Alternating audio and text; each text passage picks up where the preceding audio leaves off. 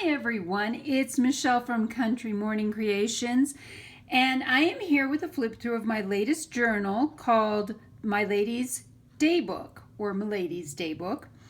Anyway, what this is, it's a variation on a course I took from Nick the Booksmith, and this is the fabric. I found this particular fabric at Walmart, so I went out and grabbed like 2 yards of it, so I had plenty for a long time. And so that's what this is covered in, is this faux suede, and it feels really luxurious.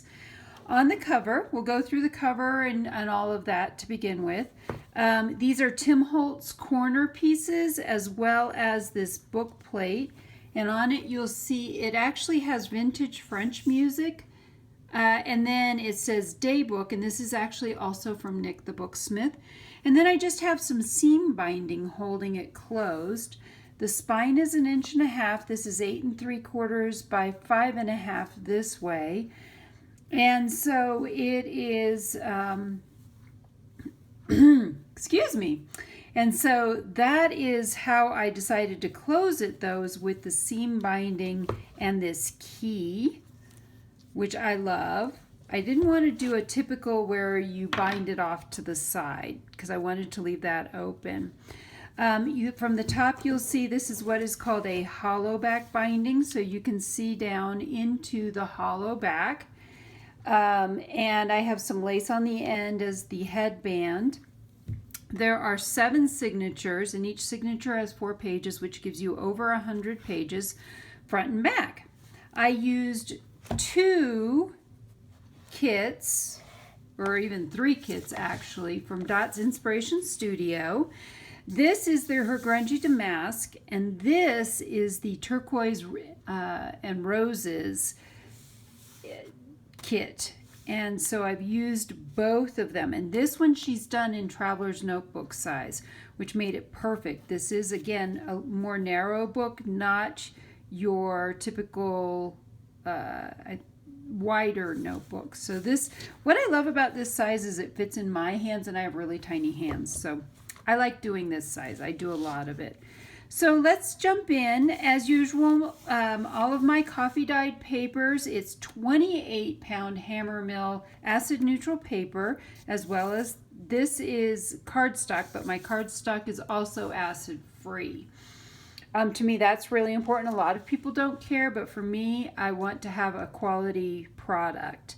One of the other things you'll notice is I have moved my signatures in a little bit, and that way, when it's closed, you can see that it lays flat. A lot of times, if you take your signatures all the way out to the edge, it pushes the binding out, and I wanted the binding to stay in like a regular book. So that's one of the reasons why I have this gap here. Then I've done a little bit of sewing. I have about 4 pages with lace on them. And I've also got some flips. All of my flips I've punched this rose pattern in. This is actually a piece of avocado dyed paper that I had. And all of my signatures are individually sewn in with the 5-hole pamphlet stitch. So that's a flip in just the avocado paper. And I did do some stenciling. I have about 8 pockets, and some of it is just the straight ephemera. And some of these are special cards that I actually made by hand. And so I've got some tags that are custom made using, again, the damask. This is from her Fussy Cut Roses, and then just some of the pieces of ephemera from the kit. And so I didn't want every signature to be wrapped in the paper, so you'll find it further in on some of the other pages. But I love these colors with the turquoise and all of that, and then some more stenciling. I have some genuine French ephemera in here, so some of the pages are extra pages that I have in here are genuine ephemera. Again, more stenciling. And this is also one of the clocks from this ephemera kit. These are just 2 journal cards, and then I have 2 of these in here It's where it's a postcard on both sides, and then there are several pages in it for taking notes or adding ideas or jotting things down. You can slide it in your purse if you want to take it with you. More of that rose punching, more of the paper and some lace.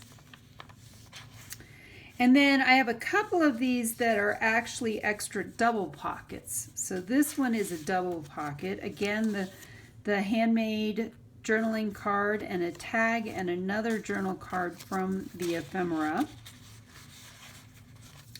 This is some ledger paper from the early 1900s. I have a ledger addiction. I just will confess that right now.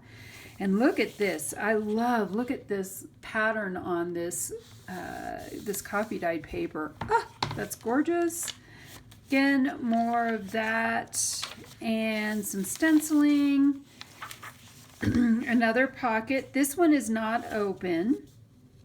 This is a little envelope where you could tuck small things in if you wanted to put away an idea, another custom card, a journal card, and a large tag. And these have all of my cards either were backed onto cardstock or were printed directly onto cardstock. Again, some of this gorgeous paper. This is from a dictionary, old 1930s dictionary. And let's see, more of that. So some of this is kind of sort of the same. This one is a double pocket with a ticket in it. And again, a journal card, handmade journal card, and a tag. And this is some genuine antique French music. It's actually rather fragile, so I tried to be really careful when I put it in here. This is the middle of the book with a flap and some roses on it, and then I made a flap with the music page, so you could tuck things in there. I've left it open. Another pocket with the clock. This is one of the journal cards, the custom journal card, and this is the second of the postcard paper pads. And we'll tuck all of that back in there. More of the prints. So there are 7 of these pages that I used printables from Dot's Inspiration Studio.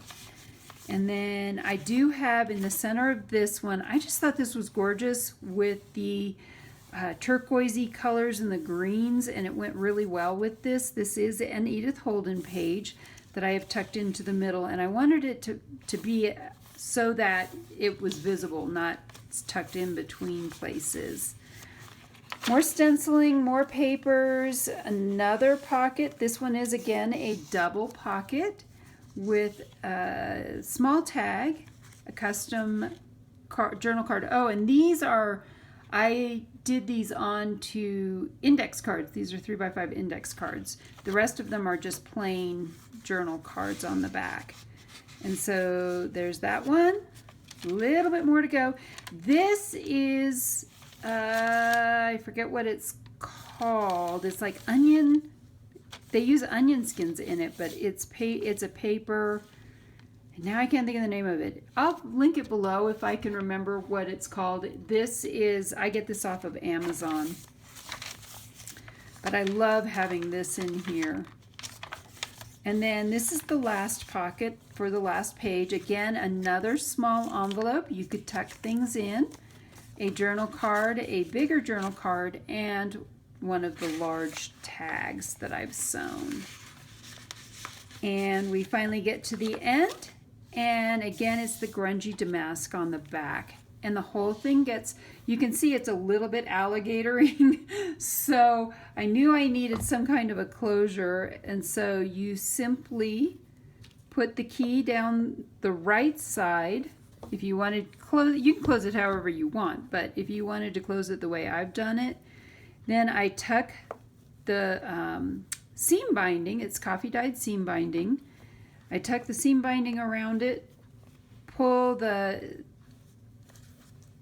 book shut, pull it around behind, and then I just tuck it underneath of here. and that holds it beautifully. So I hope you've enjoyed the flip through of this journal. It will be listed in my Etsy shop. It will be listed by the time this posts. So if you are seeing this, it is already listed in my Etsy shop. I hope you've enjoyed this flip through, and I hope I've inspired you to be creative.